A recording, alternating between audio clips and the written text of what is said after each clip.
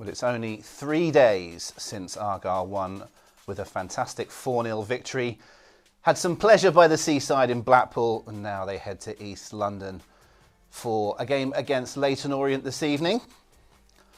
It was a different outlook from Tom Cleverley this week. He talked about not taking it one game at a time, but taking it 2 games at a time. I know that's slightly unorthodox, but he did our head coach on Saturday morning, that he was taking Blackpool and Orient as a bit of a pair. We got the first result. Can we get the second one tonight? Argyle taking on Leyton Orient in just under half an hour. Make sure that between now and then you head to pafc.co.uk to get your match passes, both audio and visual, to enjoy the game with us. And when we get there, we'll be doing so in the company of Charlie Price and Gary Nelson. Charlie and I have done a bit of a switch tonight. It means that I get to spend some time in the studio with my friend Brian McGlinchey, which I'm very happy to do. Brian, how are you? Yeah, good. Good, Rob. Looking forward to the game? Yeah, I can't wait, to be honest. To be after a brilliant result at the weekend, this is time to, I think Cleverley's touched on the fact that this is the time to kick on now and prove we're going up for the playoff type team, or we're going to be a mid-table type team. This is really a game where we'll really sort of see where we are.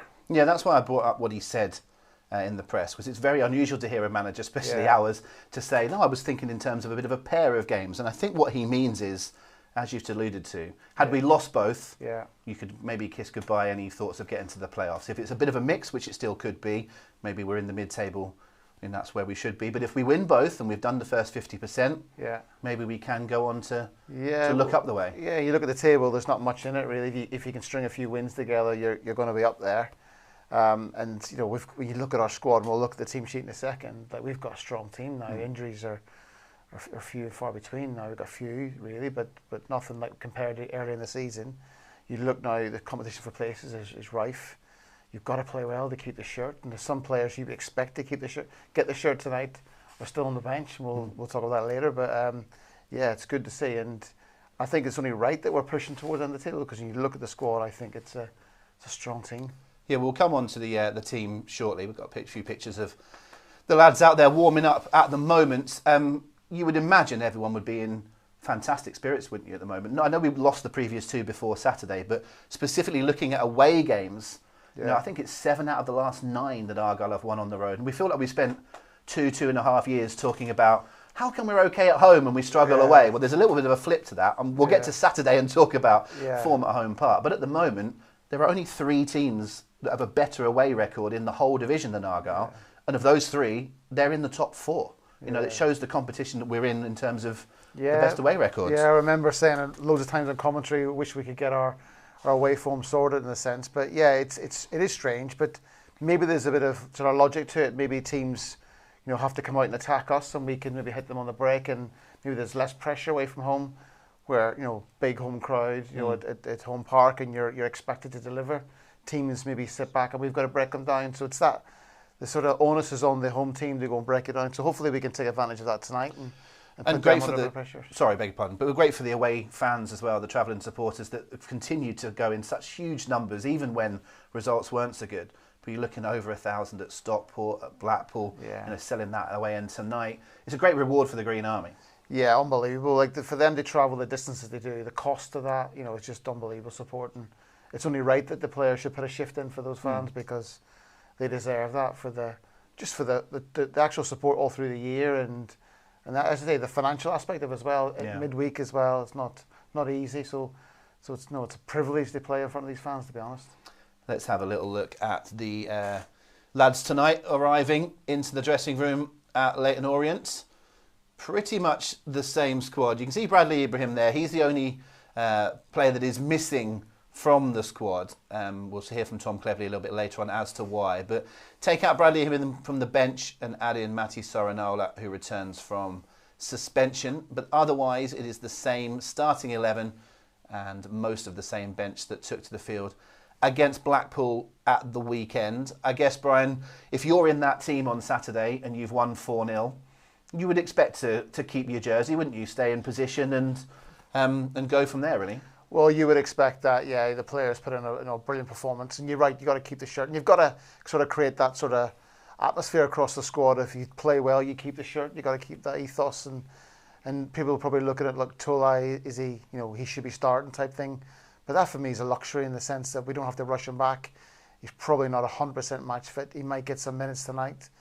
But yeah, only right that we keep the same sort of team from Saturday. But it's a strong side. And yeah, the team that's on the screen there is not exactly how it lined up on Saturday. We did have Caleb Watts playing from the left, Ronan Curtis playing through the middle, Owen Dale on the right. But I guess part of the luxury is maybe the wrong word, but part of what you want from a squad with some depth is some players that can play in various different positions, can be a little bit fluid, because we look at a 4-4-2 or however we define a formation, but it's very much about moving parts and keeping it flowing. I think because there's so much analysis in football now, teams can work you out. So if you become predictable, you can maybe get caught out like that. So if you're always keeping managers sort of thinking on the toes of what way you're going to play, what formations, what sort of style, it's harder to play against. But fundamentally, it's about players just doing their jobs really well, being aggressive, wanting to get the ball first, and just making sure you do your own job well. Because I think you can make a lot of formations, and it's all about the personnel actually being up for it and making a difference and doing their jobs individually really well. You touched on Lawrence Lyon when we looked at the lineup there. It's almost inconceivable that we could be without him for a little bit and not have him straight back in as soon as he's available. But I guess he's clearly not as fit as he could be, not 100%, not coming on at Blackpool, but that's probably looking after him. There's no need to risk him when we're 3-4 goals up. He doesn't come in tonight. I guess it's still, you can hold him back that little bit of reserve. I would expect to see him later on in the game if it's tight, if it's 1-1 or something like that. Yeah. But it is nice to be able to have your number 9, your talisman, almost in your back pocket. 100%. First of all, we've got to give credit to Ben Peppel. I think he's done really well. He's scoring from distances has been unbelievable. So he's earned the right to keep the shirt. But you're right. I think we've got a couple of big games coming up. The game at home against Cardiff, obviously the cup tie against Leyton. So as well, you're not going to rush him back because you want him up for those games. So yeah, it's a great luxury to have. But you're right. You've got to make sure. Like for me, he is our number 1 striker. I think if it was a cup final, he'd be starting. Yeah. I think that would be my sort of thought process on it. But you're in this particular predicament, I think it's right just to ease him in gradually, because we've had to, if you think about Plegathello, he was rushed back in, wasn't he? And then he's paid the price for that. He's out. He's out now. He's just come back from training. But yeah, you can't rush players back at this. Especially we've got a good depth in the squad now, to be fair. Funny enough, it was at Leyton Orient when Pleggy came back. That was his first game back. Played well, and you're right, 3 or 4 games later, maybe suffered a little bit. Let's talk briefly about Orient. We'll have a look at their side in just a second, but they've not been going through the best form of late. They got themselves quite a good, creditable draw at the weekend, but they have failed to score in their last 3. They've lost a few just lately. But I think we all know what this division is like. We're not just going to turn up and play in an average way and turn them over. It doesn't work that way, does it? Of course not. They've had a busy transfer window in Christmas, didn't they? They brought 3 or 4 players in. I heard their manager talking about they needed a bit different faces in, better characters through the door. So yeah, he'll be looking to sort of kick on, and maybe they had an unbelievable season last year. I think they got beaten in the playoffs, didn't they? Did, yeah. So just shows you how difficult this league is, where you think you've got to a certain stage and then you're back to square one again, where they're essentially fighting relegation now, aren't they? So yeah, it's a tough league, and I think that's probably one of the dangers tonight. You maybe get 2 over the top around that Blackpool victory, that you go into tonight's game with a little bit of sort of maybe overconfidence. But I'm sure Tom Cleverley would have seen that all through his career, so he'll be making sure his players are really up for it and making sure there's going to be no sort of complacency whatsoever. Yeah, I think Tom might have been in 1 or 2 dressing rooms in his career. I can't imagine the likes of the managers that he's had. So Alex in particular, after Man United have won 4-0 at Blackburn or something, he'd have been on them to do something in the week. Let's have a look at Orient's team. As you said, they've changed a little bit from when we've seen them a couple of times earlier in the season. Argyle lost 1-0 at home to Orient earlier on in the season. It was the 4th game, but have been to the BetRight Stadium and won in the Virtue Trophy. Plenty of different players from that day, though. Eye-catching is that Josh Karoma, who always seems to play well against us and scored the goal here at Home Park, is on the bench. But they are unchanged from the side from the weekend. We expect it to look something like that. Former Argyle lone player Tyreek Backinson in the heart of midfield. He's played the last couple of games, having been in and out during the season. And notably up front, Brian Dom Ballard, who will play through the middle, we think, for Orient as usual. 15 goals in the league this season. Only 2 other players have equalled that. There's no one that scored more than him in the division. Wow. If you've got a striker who's got that many goals at this stage of the season, and for a team that's not flying, he's obviously going to be a threat. Yeah, he's a young lad. I think he came from Southampton and he started there, and I think he's got a home now where the manager really sort of believes in him. He's had a few loan moves, but this is his sort of period now where he's sort of got a few goals and he's got a bit of confidence about him. But you can see some of them finishes. He's very good with his feet and finds corners. So, our back four have got to be really, really aware of him. But they're a decent side. I like Backinson. He's strong, athletic in the middle of the park. I remember when he was on loan at Home Park. But yeah, I think if we go into the game with any sort of complacency, we could get caught out tonight. So can't underestimate them. I know we beat them in the cup at here as well, but I think they had quite a changed lineup from their normal lineups, to be honest. So yeah, it'd be a tough game, but I fully feel if we could play to our potential and our aggressiveness and our strength, especially in the middle of the park, I think we could have the edge. Notable, he scored a few different goals there as well. There weren't just there was a tap in, there was a header, there was shutting the goalkeeper down. There's quite a few different things. They will present some threats, and we heard from Tom earlier in the week in the press conference, and he talked about they've got some physicality and they'll have some different threats, won't they, Orient? Well, I did listen to the interview, and he did say they can mix it up. They've got a bit of strength, but also they can play. And he did talk about Richie Wellens being a manager who likes footballers, so they'll have that balance on their side. So yeah, we just got to be mindful. But I guess we've got to think about ourselves a lot as well. We've got to think of if we can do what we normally do, and especially away from home, we can easily sort of go and get 3 points here, and it'd be a brilliant sort of period getting into the Cardiff game on the weekend, knowing that we've sort of picked up 6 points from 6 really, and go for that sort of try and get us up the table, because you never know when we get maybe another win after that where you'll be. Absolutely. Well, we are just under 20 minutes from kickoff. We're going to throw you over to the BetRight Stadium now, where Charlie Price has been speaking to Tom Cleverley ahead of tonight's game. Gaffer, we'll start with the team, shall we? Unchanged. So talk us through your thoughts as to why. Yeah, I always felt like as a player, rhythm's a big part. So I don't have any issues with fatigue from the weekend. Not when you're full of confidence. They'll be full of adrenaline, and we might see the substitutes play a part earlier than you would if we were Saturday. But no, never in my mind to change a team that performed so well on Saturday. Yeah. So no temptation at all with the kind of quick nature of all the games. No, and that may kick in further down the line, at Luton or in a potential semi-final the midweek after that. But this week, no, we had a clear week last week, and the players are in good health, good fitness, good confidence, and I was set on naming the same team. Okay, the only change to the kind of squad is Bradley Ibrahim out, Matty Sorinola back in, available obviously after suspension. Any news on Brad? Is he all right? Yeah, travelled with the squad. Very common that these long-term ankle injuries have a little reaction when returning to play. So he went and saw the specialist this morning as we were in London. He was pleased with what he saw in terms of nothing serious with the reaction, but he's got a bit of swelling around the ankle. We'll just have to let it settle down and hopefully be in the squad on Saturday. The joy of having a squad now, I suppose, is you don't have to take the risks with players when they come back from injury like that. Yeah, absolutely. And you look at our bench again tonight, with some of the quality that's on it. I think we were looking at it, and the numbers on the bench are like 3 squad numbers. I'm talking 3, 4, 7, 9, 10, and you think we're a very senior squad now with lots of quality on the bench. And that's important when you are going again Tuesday. The way that we're playing with such high intensity, it's important that we've got strength in depth. Obviously, away form's been superb. A great win on the weekend. Another huge following of away supporters today. Another away game. I presume you come into these games just not expecting to win, but like high on confidence that there'll be a good showing. Absolutely, yeah. I think they definitely are spurring the team on at the minute. It's we're impressed by how many numbers they travel in each week. They take that to new levels of following. The midweek to sell out so far from home is pretty rare and special, and we hope to reward that with another strong performance this evening. Good luck with it. Thank you. There you have it, hearing from Tom Cleverley on exactly how Argyle are lining up and some of the reasons why. We touched on it a little bit earlier on about that continuity, but you said you would imagine that Tom would be pretty much on his players, that there won't be any let up, no respite. Does that back up everything you thought?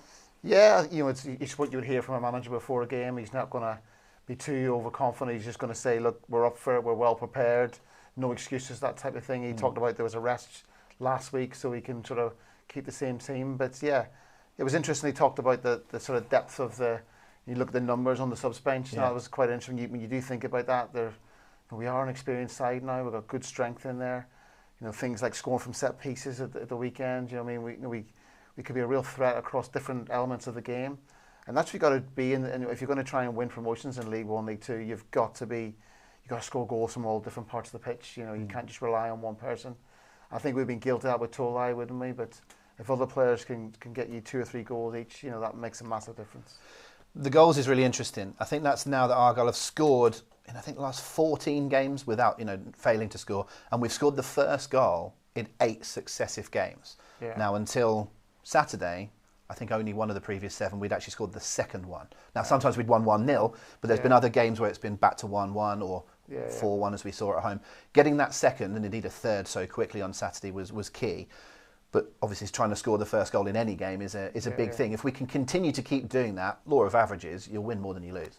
Well, 100%. I think the first goal is really critical. It settles you down.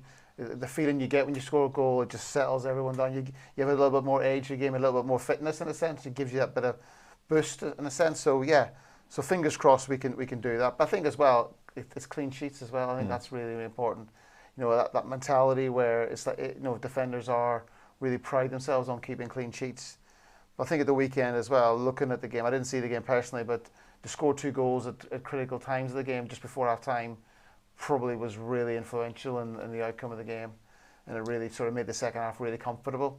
But that's what it's about. Goals do change games. It is a cliche, but it's so true. If you score in really important parts of the game, it makes it difficult for managers. They lift teams. You think of the Blackpool managers' team talk at half time, it would have been really difficult for them. So yeah, good habit to get into. If we can start scoring goals that get 1-2-0 leads type thing. Definitely. Well, that would have been a difficult one for the Blackpool manager. I wonder what it's like for the Leyton Orient manager tonight. What sort of team talk is he giving his team? What are his thoughts on Argyle? We found out. Here's some words from Richie Wellens. How much are you looking forward to getting back into a game situation? I can't wait. I think we need to build on that performance. I thought it was a really good performance away at Stockport. Stockport at home are one of the strongest teams in the league. We didn't give no chances away. We created 2 or 3 where we probably should have scored. And then you want an opportunity to build on that, but we've just used it as a break. There's people like Ballard who, if we would have had a game on the Tuesday or the Saturday, probably wouldn't have made it. So the fact that he's given us that break means that he might make it. Will Forrest has had a little bit of progression in terms of building up his strength. So just use the positives and hopefully we can take that performance forward, because I have to say that ever since the new players have come in, it feels like a different group. There's a different feel around the training ground. And he's always been a good feel around the training ground, but now it feels one where we've got more quality. And we've got better people in, or really good people that want to do well, that have a personality and obviously can hopefully now take the club forward.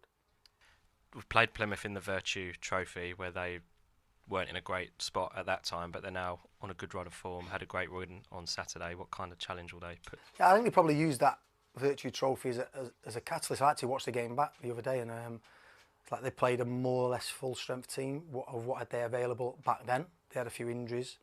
And then you look at our team, I think it was only Theo. I think it might be one more. But it's like a totally different level. You had Phil playing at centre back, you had Tommy Simpkin in net, you had DJ playing. So the difference in personnel is vast. So I think that they use that as a springboard, scored in the 90th minute, and that you can use that as a catalyst sometimes to get a bit of confidence going. I always knew he was never going to be down there, and I'm glad they've stuck with Tom, because now Tom's showing his true colours. And if you're a manager and you've got injured players, and Plymouth at the time had a lot of injured players, it's really, really difficult. But they've got through that. They've been on a really good run. I think they only lost 2 of the last 7 or 8 games against Stockport and against Lincoln, who were obviously right up there. So yeah, it'll be a tough game. Some interesting words there, really, from Richie Wellens, talking about his squad first of all and how much change there is. Some quite strong ones, really, talking about the personalities and having better people is what he said at one point there. But I'm also interested in them as a whole. if you look at some of their most recent results, they've lost to teams like Doncaster, Port Vale, who are right down the bottom. Yeah. But I think their last 4 times they've picked up results, wins or draws, have been against teams nearer the top. Yeah. You get that sometimes with teams, don't you? You're able to set up a bit of a different way. What do you put that down to? Well, I guess maybe as well that maybe there's less pressure on them. Maybe they can maybe sit back and relax and let them teams attack them and hit them on the break type thing. So when I keep saying it, if you're home form, you're struggling, it's all about maybe if you got the confidence to go and take teams on, because teams will sit deep and it's harder to sort of break them down. So maybe it's a bit of that. I haven't seen them enough to really comment, but it seems that way. But you're right, strong words around, different personalities in through the door, better people. Yeah, it's strange words to use there, especially after them having an unbelievable season last year as well. So, but look, he obviously knows he's an experienced manager now in the lower league. So, and he knows what he wants. So. And he had nice words to say about Cleverley. I think that's that Man United connection, because he was there as a youth team player as well. So Richie Wellens. So yeah, they obviously know each other from that times. But it is true though, when you are struggling with injuries, no matter who the manager is, it's going to be difficult. And I'm glad that the board stuck with Tom Cleverley, because you can see his work ethic's off the scale, and he wants to do everything for the city really, and wants Argyle to do really well. And a work ethic that's obviously passed over to the pitch as well. So we're getting closer to handing over. But my final one for you really is, what kind of game are you expecting to see based off how Argyle have been playing just lately? Do you expect them to continue with that high intensity, high way of playing? Because it's ultimately what's got us results over the last 10, 12, 14 games. Yeah, 100%. I think no matter, even if you're not having a great game, if you're aggressive and that will to win and that desire and play for the green shirt, you will get results. You will get yourself into the game, even if you're not maybe playing at your best. So for me, it's about aggression, intensity, and go and making it happen. And hopefully we can do that. But yeah, I think we'll utilise the bench a bit more tonight. I think that we could see that happening. And you look at the strength of depth in there, which is good to see. And we are going to find out very, very shortly how everything is going to play out. Kickoff is around about 8 minutes or so away. So if you haven't yet got your match passes, make sure you do so now. pafc.co.uk, audio and video passes available. That pretty much does it for Brian and I here in the studio. So we will hand everything now over to East London, where tonight's commentary team is Gary Nelson and Charlie Price. We'll get our kickoff. We'll do the Orient team for you presently, but it's Orient who will get us underway. All in red, Argyle all in black. Tonight, and Edwards missed by Beckles. Chance here for Talai to tee up. Hosseini shot blocked. Might come to Patterson in the penalty spot. Along the penalty spot line. Archibald with a really good delivery in. Nice header away by Talai. Shot comes in. Just trying to get free from their markers. Sorinola sends it in near post. It's attacked by Talai. Just didn't meet it. Greg Lloyd has pulled out to the left-hand side. Didn't go through. Played who held him up. But Lloyd gets another go. Crosses. With a header again. And in a block. Then the shot comes in.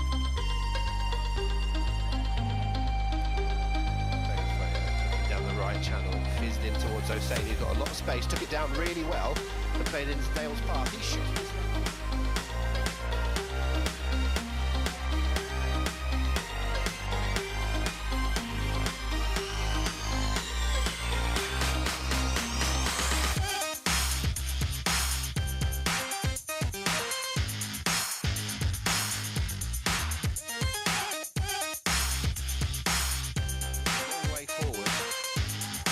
Comes the corner, up to the far post, into the side bin. Talai will think he might be able to get there. The header back didn't reach the goalkeeper. Talai got there first, clipped it over, and it's wide. The one that picks it up near the centre circle. Patterson got Sorinola in front of him. Good take by Sorinola. Whips the ball into the centre. Malachi Boateng had gone down, and Talai! They have found a winner.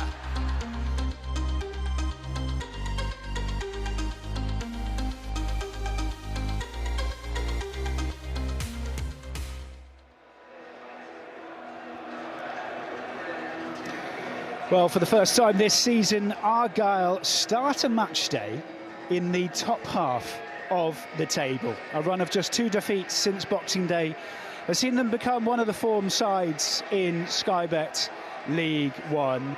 And despite back-to-back defeats over the last couple of weeks, Saturday saw Argyle emphatically get back to winning ways.